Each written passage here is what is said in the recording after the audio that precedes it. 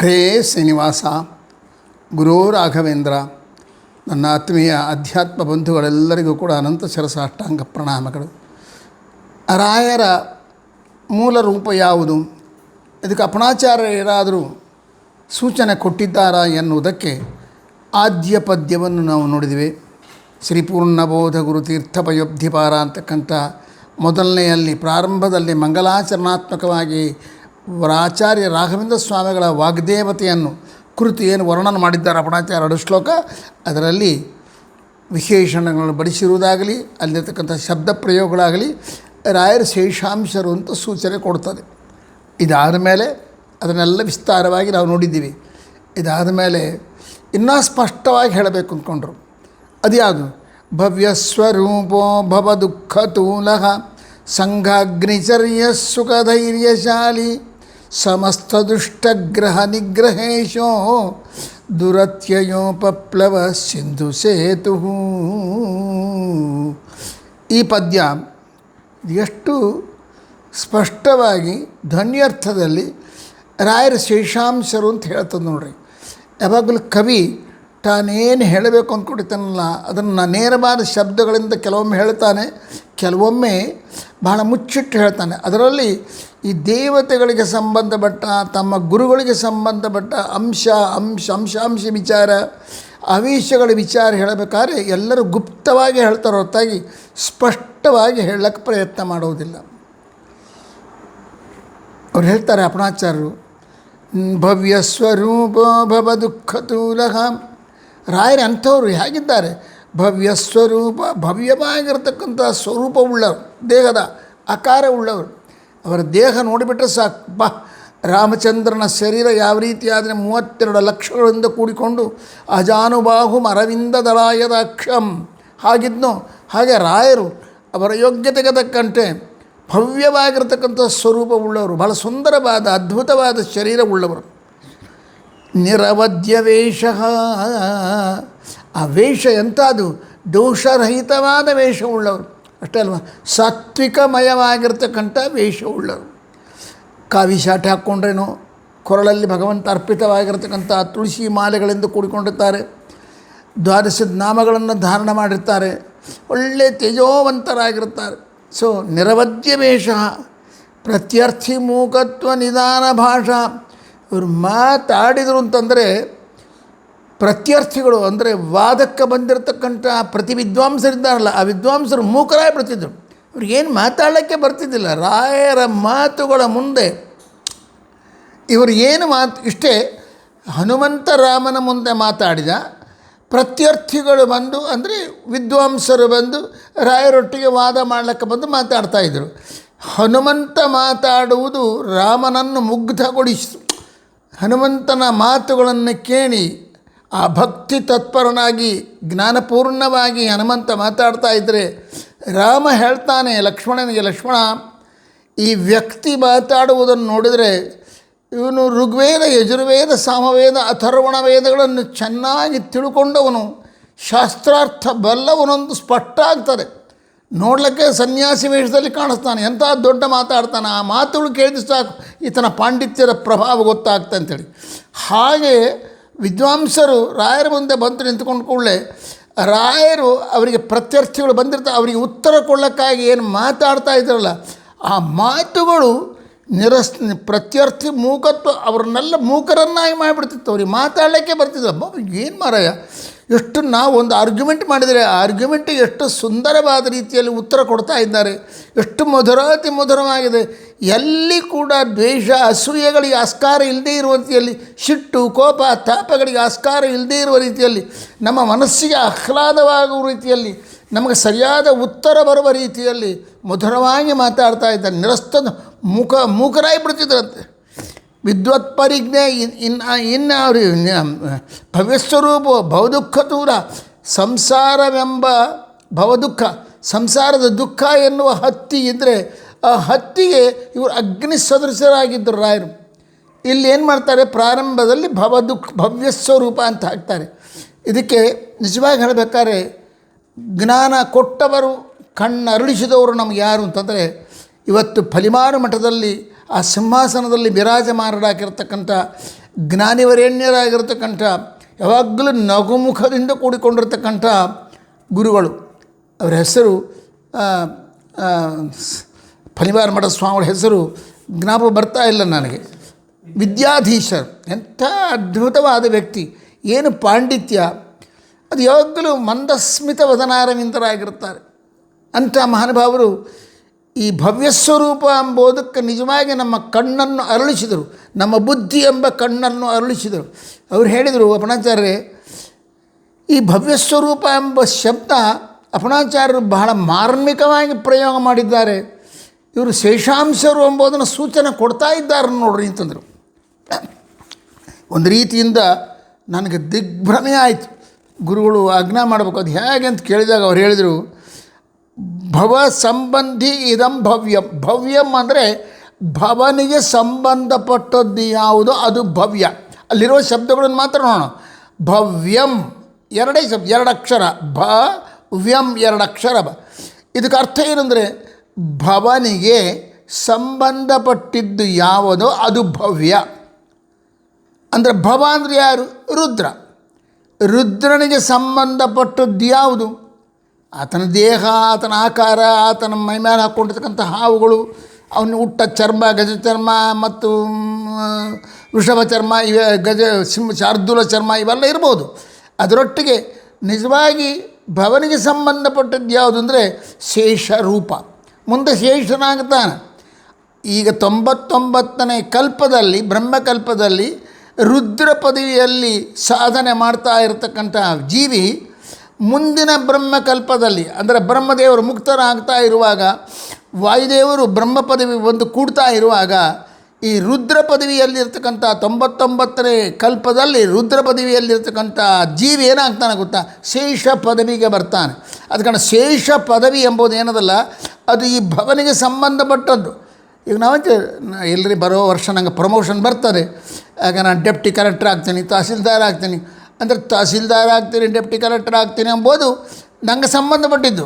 Next plan ನನ್ನ ಒಂದು ಬರೋ ವರ್ಷ ಬಂತು ಅಂದರೆ ನಾನು ಸೀನಿಯರ್ ಆಗ್ತೀನಿ, ಆ ಪೋಸ್ಟ್ ನಂಗೆ ಬರ್ತದೆ, ನಂಗೆ ಸಂಬಂಧಪಟ್ಟಿದ್ದು ಅಂತ ಹೇಳ್ತಾರಲ್ಲ. ಹಾಗೆ ರುದ್ರದೇವರಿಗೆ ಸಂಬಂಧಪಟ್ಟದ್ದು ಯಾವುದು ಅಂದರೆ ಈ ಹಾವು ಹಾಕ್ಕೊಂಡಿದ್ದಾಗಲಿ, ಗಜ ಚರ್ಮ ಹುಟ್ಟಿದ್ದಾಗಲಿ, ಹೊದ್ದದ್ದಾಗಲಿ, ಶಾರ್ದೂಲ ಚರ್ಮ, ಹುಲಿ ಚರ್ಮ ಹೊತ್ತದ್ದು ಹುಟ್ಟಿದ್ದಾಗಲಿ, ಇವೆಲ್ಲವೂ ಕೂಡ ಶಾಶ್ವತ ಅಲ್ಲ. ಆದರೆ ನಿಜವಾಗಿ ರುದ್ರದೇವರ ಜನ್ಮವನ್ನು ಪಾವನ ಮಾಡ್ತಕ್ಕಂಥದ್ದು ಮತ್ತು ಮುಕ್ತಿ ಹೋಗಲಿಕ್ಕೆ ಮಾರ್ಗದರ್ಶನ ಮಾಡ್ತಕ್ಕಂಥದ್ದು, ಹಾದಿಯಾಗಿರ್ತಕ್ಕಂಥದ್ದು ಯಾವುದಾದ್ರೂ ಶೇಷ ಪದವಿ, ಅದು ರುದ್ರದೇವರಿಗೆ ಸಂಬಂಧಪಟ್ಟಿದ್ದು. ಅದು ಕಾರಣ ಹೇಳ್ತಾರೆ, ಭವ ಸಂಬಂಧಿ ಇದಂ ಭವ್ಯಂ. ಭವ ರುದ್ರದೇವಿಗೆ ಸಂಬಂಧಪಟ್ಟಿರ್ತಕ್ಕಂಥ ಶೇಷ ಎಂಬ ಪದವಿ ಅದಲ್ಲ, ಅದು ಭವ್ಯಂ ಭವ್ಯಂ ಅಂತ ಕರೆಸ್ಕೋತದೆ. ಭವ ರುದ್ರದೇವರಿಗೆ ಸಂಬಂಧಿಸಿದ ಇದಂ, ಈ ಶೇಷ ಪದವಿ ಎನ್ನುವುದು ಭವ್ಯ ಭವ್ಯ ಅಂತ ಕರೆಸ್ಕೋತದೆ. ಇಂಥ ಭವ್ಯ ಏವ ಭವ್ಯಂ ಏವ ಸ್ವರೂಪಂ ಯಸ್ಯ ಸಹ ಭವ್ಯ ಸ್ವರೂಪ. ಇಂಥ ಭವ್ಯವಾದ ಭವ್ಯನಿಗೆ ಸಂಬಂಧ, ಭವ್ಯ ಅನಿಸಿಕೊಳ್ತಕ್ಕಂಥ ಶೇಷನಿಗೆ ಶೇಷ ಅದೇ ಸ್ವರೂಪವಾಗಿ ಉಳ್ಳವರು ಯಾರು? ಅವರು ಭವ್ಯ ಸ್ವರೂಪರು. ಅಂದರೆ ಶೇಷಾವತಾರಿಗಳು ಅಂತ ಸ್ಪಷ್ಟ ಮಾಡ್ತಾರೆ. ಭವ್ಯ ಸ್ವರೂಪ ಎಂಬುದಕ್ಕೆ ಸಾಕ್ಷಾತ್ ಶೇಷದೇವರ ಸ್ವರೂಪರಾಗಿರತಕ್ಕಂಥವರು ಮಂತ್ರಾಲಯ ಮಹಾಪ್ರಭುಗಳು ಅಂತಂಬುದನ್ನು ಅಪರಾಚಾರ್ಯರು ಭವ್ಯ ಸ್ವರೂಪ ಅಂತಕ್ಕಂಥ ಶಬ್ದದಿಂದ ಸೂಚನೆ ಮಾಡ್ತಾ ಇದ್ದಾರೆ ಧ್ವನ್ಯರ್ಥದಲ್ಲಿ. ಮೇಲಿನ ಅರ್ಥ ಏನು? ಬಹಳ ಅದ್ಭುತವಾದ ರೂಪವುಳ್ಳವರು ಅಂತ ಮೇಲಿನ ಅರ್ಥ. ಅದರಿಂದ ಸ್ವಲ್ಪ ಅದನ್ನು ಬಿಚ್ಚಿ ನೋಡಿದರೆ ಶೇಷಾವತಾರಿಗಳು, ಶೇಷನ ಸ್ವರೂಪವುಳ್ಳವರು ಅಂತ ಅರ್ಥ ಆಗಿಬಿಡ್ತದೆ. ಎಷ್ಟು ಅದ್ಭುತವಾದ, ಎಷ್ಟು ಆನಂದಕರವಾದ. ಗೋಪಾಲದ ಒಂದೊಂದು ಕಡೆ ಜ್ಞಾನಿಗಳು ತಮ್ಮನ್ನು ತಾವು ಹೊರಗೆ ಹಾಕ್ಕೋತಾರೆ. ನಿಮಗೆ 2 ಉದಾಹರಣೆ ಕೊಡ್ತೀನಿ. ಒಂದೊಂದು ಕಡೆ ಆಗುತ್ತೆ, ಎಲ್ಲ ಕಡೆ ಅಲ್ಲ. ಅಥವಾ ಗುರುಗಳು, ಶಿಷ್ಯರು ಏನು ಮಾಡ್ತಾರೆ, ತಮ್ಮ ಗುರುಗಳ ಒಳ್ಳೆಯ ಸ್ವರೂಪವನ್ನು ಹೊರಗೆ ಹಾಕ್ತಾರೆ ಕೆಲವು ಕಡೆ. ಅದು ಮಾರ್ಮಿಕ ಭಾರ ಹಾಗೆ ಹಾಕ್ತಾರೆ. ಅದು ಹೇಗೆ ನೋಡ್ರಿ, ಸ್ವಲ್ಪ ನೋಡೋಣ. ಗೋಪಾಲದಾಸರು ಮೊದಲು ಗುರುಜಗನ್ನಾಥದಾಸರು ನೋಡೋಣ, ಕೆಳಗಿನವರು ನೋಡೋಣ. ಗುರುಜಗನ್ನಾಥದಾಸರು ರಾಯರ ಸ್ತೋತ್ರ ಮಾಡ್ತಾ ಮಾಡ್ತಾ ಮಾಡ್ತಾ ಮೈ ಮರೆತು ಬಿಡ್ತಾರೆ. ಆ ರಾಯರಲ್ಲಿ ಪರವಶರಾಗಿ ಅವರ ಭಕ್ತಿಯಲ್ಲಿ ತಾವು ತಮ್ಮನ್ನು ಮರೆತವರಾಗಿ, ಶರಣ ಜನರ ಕಲ್ಪಟರುವೆ ನಿನ್ನ ಕರುಣಾದಿ ಪೊರಿಯನ್ನ ಗುರುವೇ, ಶರಣರಿಲ್ಲದೆ ಕರುಣಿಸಂದು ಶರಣು ಪೊಕ್ಕೆನು ಚರಣ ಕಮಲಕ್ಕೆ ಶರಣನೆಂದು ಕರುಣದಿಂದಲಿ ಕರುಣಿಸನ್ನನು ಕರುಣ ಸಾಗರ ಶರಣ ಜನರ ಕಲ್ಪತರುವೆ. ಈ ಹಾಡು ಬಹಳ ಅದ್ಭುತವಾದ ಹಾಡು, ಸುಂದರವಾದ ಪದ ಜೋಡಣೆ. ರಾಯರಲ್ಲಿ ಅನನ್ಯ ಭಕ್ತಿಯಿಂದ ರಾಯರನ್ನ ಮನಸ್ಸನ್ನಿಟ್ಟುಕೊಂಡು ಮೈಮರ್ತು ಹೇಳಿರ್ತಕ್ಕಂಥ ಹಾಡು. ಇದರಲ್ಲಿ ಮೂರನೇ ನುಡಿ ಅದು ನೋಡಿ.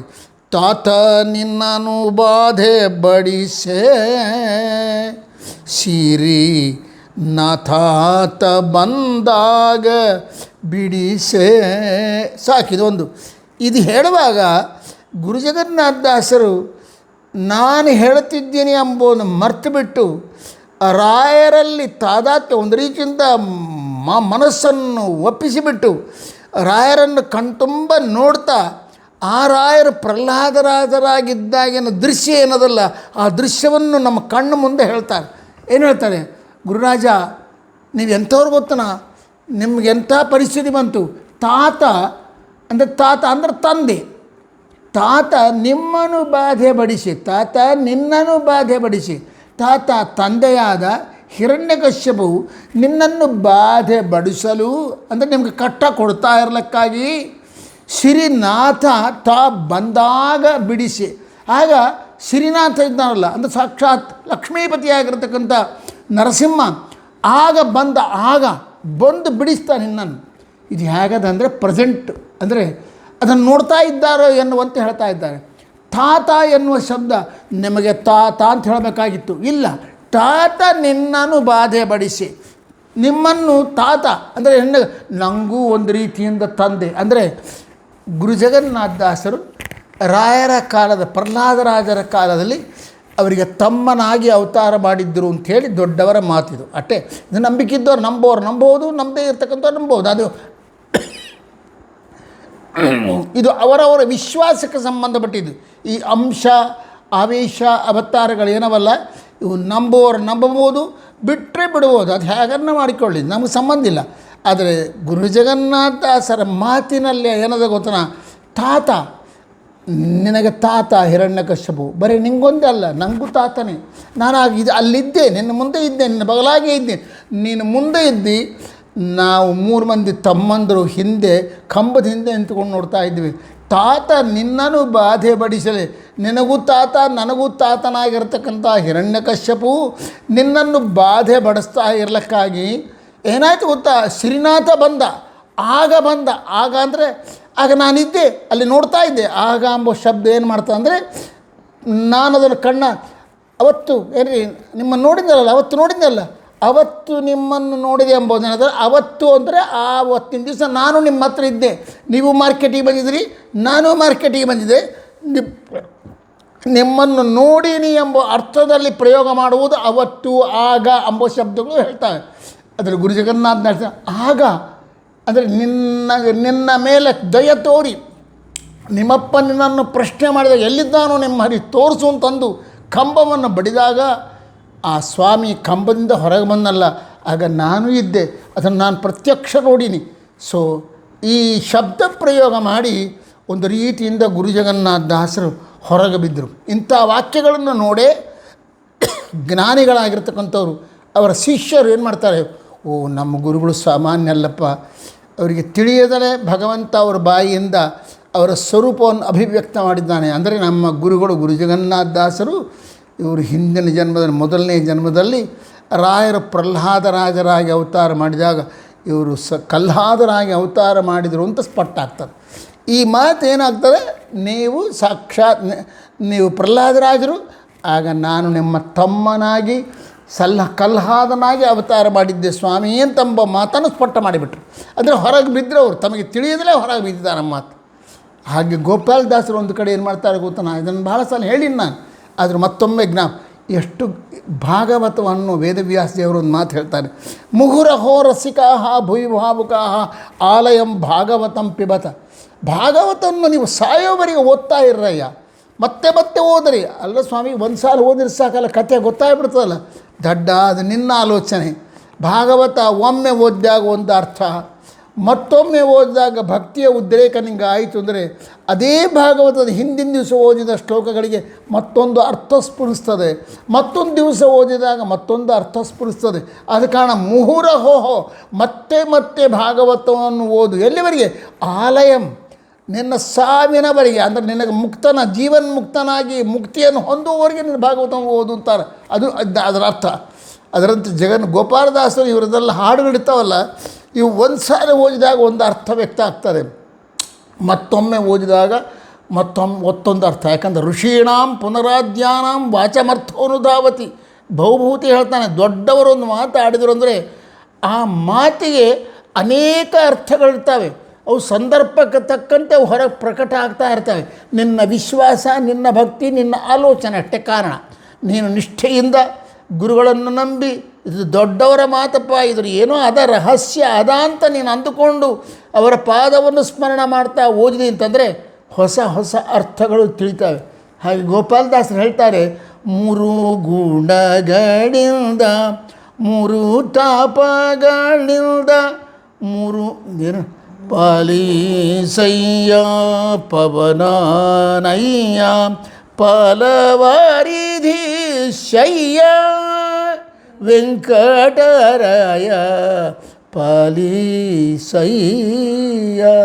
ಅದ್ಭುತವಾದ ಹಾಡು ರೀ. ವಿಜಯ ಗೋಪಾಲದಾಸರು ಮೈ ಮರೆತು ಭಗವಂತನನ್ನು ತಮ್ಮ ಹೃದಯದಲ್ಲಿ ಕಾಣ್ತಾ ಹಾಡಿದ ಹಾಡು. ಆದ ಕಾರಣನೇ ಅಪರೋಕ್ಷೀಕೃತರಾಗಿರ್ತಕ್ಕಂಥ ದಾಸರು ಮಾಡಿದ ಹಾಡು ಹೇಳಿದರೆ ನಮ್ಮ ಜನ್ಮವನ್ನು ಧನ್ಯ ಮಾಡ್ತಾವೆ. ಏನೋ ನಾವು ಬರ್ಕೊಂಬೋದು, ನಾವೇ ಅದನ್ನು ಹೇಳೋದು ಪ್ರಾಸ ಇರೋದಲ್ಲ, ಸಂಬಂಧ ಇರೋದಲ್ಲ, ಒಂದು ರೀತಿಯಿಂದ ಶಬ್ದ ಆಡಂಬರ ಇರೋದಿಲ್ಲ, ಶಬ್ದ ಸೌಂದರ್ಯ ಇರೋದಿಲ್ಲ, ಏನೂ ಇರೋದಿಲ್ಲ. ಒಂದು ಏನೋ ಬಂತು ಬರೆದು ಬಿಡೋದು, ಕುತ್ಕೊಂಬೋದು, ಅದನ್ನು ಹಿಡ್ಕೊತ ಕೊಡೋದು, ಅದು ಎಲ್ಲರಿಗೆ ಕಲಿಸೋದು. ಇದು ಭಾಳ ತಪ್ಪಾದ ಕಲ್ಪನೆ. ದಾಸರು ಹೇಳ್ತಾರೆ, ಪಾಲಿಸಯ್ಯ 3 ಗುಣಗಳಿಂದ 3 ತಾಪಗಳಿಂದ 3 ಅವಸ್ಥೆಯಿಂದ ಮುಕುಳ 3 5ರಿಂದ 3 7ರಿಂದ ಮುರಾರಿ ದಾರಿ ಗಣದೆ ಮೂರಾದೆ 3 ಹಿಡಿಸಿ ಮೇಲ್ 3ರಡೋಡಿಸಿ 3 ಭಕ್ತಿ 3 ಕಲಗೆ ನಿಂತು 3 ರೂಪವನಾಗಿ 3 ಲೋಕವನೆಲ್ಲ 3 ಮಾಡಿದ ಬಿಂಬ 3 ವಿಶ್ವ. ಕೊನೆಗೆ ಆ ಭಕ್ತಿಯ ಪರಾಕಾಷ್ಠತೆಯಲ್ಲಿ ಮೈಮರೆತ ಗೋಪಾಲದಾಸರು ತಮ್ಮ ಸ್ವರೂಪವನ್ನು ಹೊರಗೆ ಹಾಕಿಬಿಟ್ರು. ತಾವ್ಯಾರು ತಾವೇ ಹೇಳಿಬಿಟ್ರು. ಅದೆಂಥ ಆ ಭಕ್ತಿಯ ಉದ್ರೇಕ ಏನು ಮಾಡ್ತು ಅಂದರೆ ಅವರಿತ್ತ ನಾನೇನು ಮಾತಾಡ್ತಾ ಇದ್ದೇನೆ ಎಂಬುದು ಕೂಡ ಗೊತ್ತಿಲ್ಲದಂತೆ ಮಾತಾಡಿಸಿಬಿಡ್ತು. ಏನಂತಾರೆ ಗೊತ್ತಾ? ಶ್ರೀನಿವಾಸ, ಪರಬ್ರಹ್ಮ, ನಾರಾಯಣ ಎಲ್ಲವನ್ನು ನನಗೆ ಭಕ್ತಿ ಕೊಡುವವನು ನೀನೇ, ದ್ವೇಷ ಕೊಡುವವನು ನೀನೇ, ಎಲ್ಲವನ್ನು ಮಾಡಿಸುವವನು ನಿಂತ ನೀನು ಏನು ಮಾಡಿ ಗೊತ್ತಾ? ನೀನು ನನ್ನ ಬಿಂಬಮೂರ್ತಿ ವಿಶ್ವ ಆಗಿದ್ದೆ ಅಂತಾರೆ. ಗಣಪತಿ ನಾನು ಎಂಬುದನ್ನು ಸ್ಪಷ್ಟ ಮಾಡಿಬಿಟ್ರು ಗೋಪಾಲದಾಸರು. ಯಾಕೆ? ಗಣಪತಿಗೆ ಕರ್ಮದ ದೇವತೆ ಗಣಪತಿ. ಇಂಥ ಗಣಪತಿಗೆ ಬಿಂಬಮೂರ್ತಿ ಯಾರೇ ಆಗ್ತಾನೆ ಅಂದರೆ ವಿಶ್ವನಾಮಕ, ವಿಶ್ವಂಬರ ನಾಮಕ ಪರಮಾತ್ಮ ಆಗ್ತಾನೆ. ಅಂಥ ಗಣಪತಿಗೆ ಬಿಂಬನಾಗಲಕ್ಕೆ ಯೋಗ್ಯನಾಗಿರ್ತಕ್ಕಂಥ ವಿಶ್ವಂಬರ ನಾಮಕ ಪರಮಾತ್ಮನನ್ನು ನನಗೆ ಬಿಂಬಮೂರ್ತಿ ಅಂತ ಗೋಪಾಲದಾಸರು ಹೇಳಿಕೊಂಡ್ರು ಅಂತಂದರೆ ಗೋಪಾಲದಾಸರು ಗಣಪತಿ ಅಂಶ ಸಂಭೂತರಾಗಿರಬೇಕು. ಇದನ್ನು ತಾವೇ ಹೊರಗೆ ಹಾಕ್ಕೋತಾರೆ. ಇದರಂತೆ ನಮ್ಮ ಅಪಣಾಚಾರ್ಯರು ಏನು ಮಾಡ್ತಾರೆ ಗೊತ್ತನ? ರಾಯರ ಬಗ್ಗೆ ವರ್ಣನೆ ಮಾಡುವಾಗ ಭವ್ಯ ಸ್ವರೂಪೋ ಭವ ದುಃಖ ತೂಲ. ಸ್ವಾಮಿ ನೀವು ಎಂಥ ದೊಡ್ಡ ವ್ಯಕ್ತಿಗಳು ಗೊತ್ತಾ? ನಿಮ್ಮ ರೂಪ ಅಸದೃಶವಾಗಿರತಕ್ಕಂಥದ್ದು ಭವ್ಯ ಸ್ವರೂಪರು. ಒಂದರ್ಥ ಆದರೆ ಮತ್ತೊಂದು ಅರ್ಥ ನೀವು ಸಾಕ್ಷಾತ್ ಶೇಷಾವತಾರಿಗಳು ಸ್ವಾಮಿ, ನೀವು ಸಾಮಾನ್ಯರಲ್ಲ ಅಂತ ಮೊದಲೇ ಶ್ಲೋಕದಲ್ಲಿ ಹೇಳಿದರು. ಆಮೇಲೆ ಮುಂದಿನ ಶ್ಲೋಕದಲ್ಲಿ ಅವರು ಅದನ್ನು ಇನ್ನೂ ಸ್ಪಷ್ಟ ಮಾಡ್ತಾರೆ ನೋಡಿರಿ. ನಿರಸ್ತ ದೋಷೋ ನಿರವದ್ಯವೇಷ ಪ್ರತ್ಯರ್ಥಿ ಮೂಕತ್ವ ನಿಧಾನ ಭಾಡ ವಿದ್ವತ್ ಪರಿಜ್ಞೇಯ ಮಹಾವಿಶೇಷೋ ವಾಗ್ವೈಖರಿ ನಿರ್ಜಿತ ಭವ್ಯಶೇಷಗ. ರಾಯರಂಥವರು ಹೇಗಿದ್ದಾರೆ?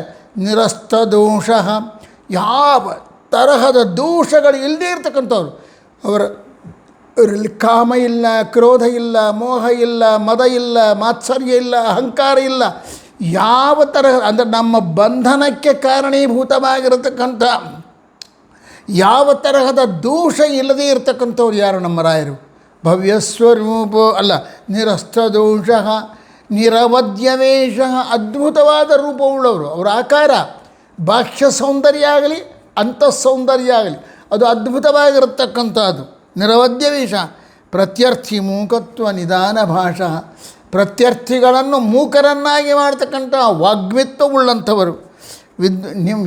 ಇನ್ನಂಥವರು ವಾಗ್ವೈಖರಿ ನಿರ್ಜಿತ ಭವ್ಯ ಶೀಡ, ನಿಮ್ಮ ವಾಗ್ವೈಖರಿಯಿಂದ ಶೇಷನನ್ನೇ ಗೆಲ್ತಕ್ಕಂಥವ್ರು ನೀವು. ಇನ್ನು ಎಂಥವರು ವಿದ್ವತ್ ಪರಿಜ್ಞೇಯ, ವಿದ್ವಾಂಸರಿಗೆ ಮಾತ್ರ ಜ್ಞಾನಿಗಳಿಗೆ ಮಾತ್ರ ತಿಳಿಯಲ್ಪಡ್ತಕ್ಕಂಥ ಮಹಾವಿಶೇಷರು ನೀವು. ಮಹಾವಿಶೇಷ ಅಂಬೋದು ಎಂಥ ಅದ್ಭುತವಾದ ಪ್ರಯೋಗ ಮಾಡಿದ. ಮಹಾ ಅಂದರೆ ಸರ್ವೋತ್ತಮನಾದ, ಮಹಾ ವಿಶೇಷ, 3 ಪಾಠದಲ್ಲಿ ಮಹಾವಿಶೇಷ ಎಂಬುದನ್ನು ಮಹಾ ವಿಶೇಷ. ಮಹಾ ಅಂದರೆ ಸರ್ವೋತ್ತಮನಾದ, ವಿ ಅಂದರೆ ಪರಮಾತ್ಮ ನಾರಾಯಣ.